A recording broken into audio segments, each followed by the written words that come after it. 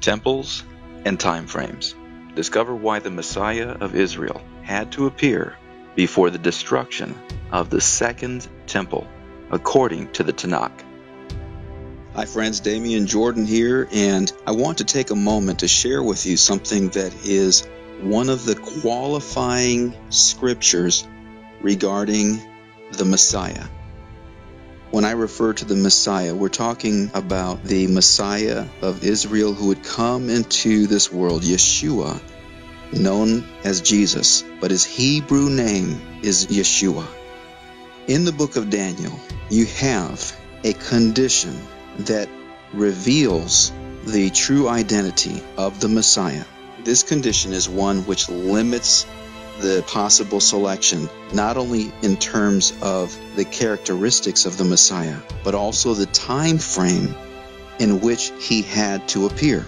Let's go to Daniel chapter 9. It says in verse 25, "Know therefore and understand that from the going forth of the command to restore and build Jerusalem until Messiah, the Prince, there shall be 7 weeks and 62 weeks. The street shall be built again, and the wall, even in troublesome times. And after the 62 weeks, Messiah shall be cut off, but not for himself. And the people of the Prince who is to come shall destroy the city and the sanctuary." Every clue that you need in terms of the time frame is hidden in plain sight in those 2 verses. Hidden only because this passage of Scripture is not often taught. Even in Christian churches, the attention that's given to Bible prophecy is often quite limited, even though we're living in the last days. In an article entitled 4 Startling Facts about the Identity of the Messiah, the Jews for Jesus website reveals that Jewish prophets gave some very specific information about the Messiah that is not often discussed in the synagogue. Among the different things that are revealed in this article are 4 facts, and the article is actually a story of a Jewish man who pushed through his fears to take a look at these 4 facts and realize what they implied. Fact number 1. According to the Tanakh, the Messiah's appearance was locked into a fixed time period. Fact number 2. That fixed time was while the second temple was still standing. Fact number 3. The Messiah had to come from a specific lineage that was only verifiable through the temple records. And last but not least, the 4th startling fact is that the Messiah had to die a violent death. That is why the prophet Daniel records that the Messiah would be cut off.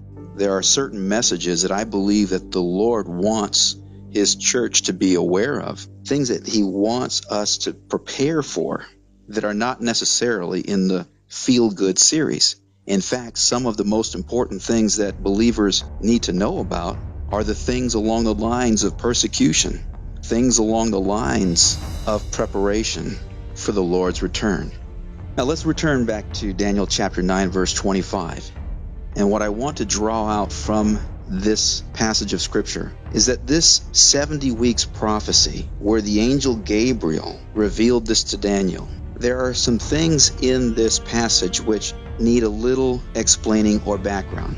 But even from a 10,000-foot view, where you're just getting the big picture and looking at it, we have some things that are very straightforward. First of all, know therefore and understand. In that very first phrase, the Lord wants us to know, and he wants us to understand that from the going forth of the command to restore and build Jerusalem, let's take that phrase, there was a time in which the Israelites were taken into captivity and Solomon's temple was basically ransacked. The Israelites were taken into captivity, and that is why Daniel was in Babylon.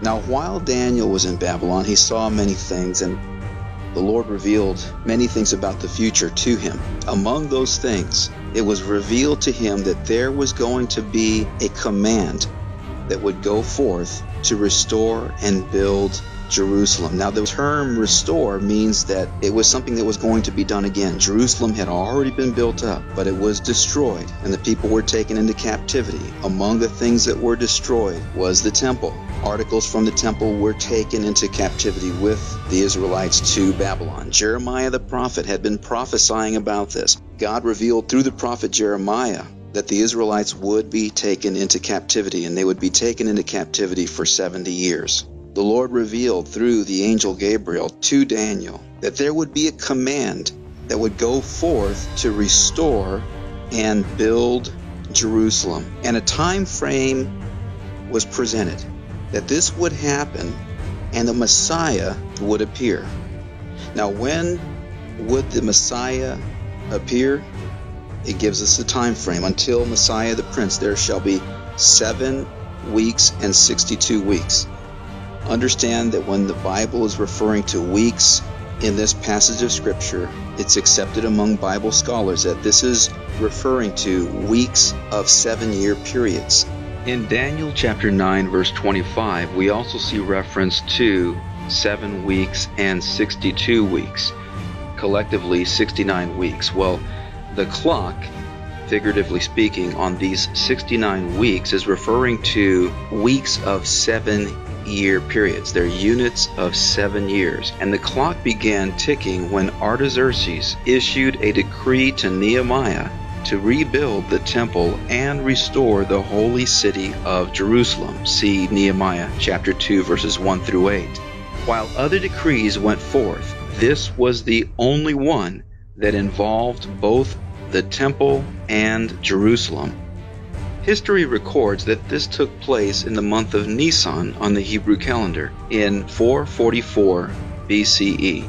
That would mean that the Messiah would appear by 33 CE.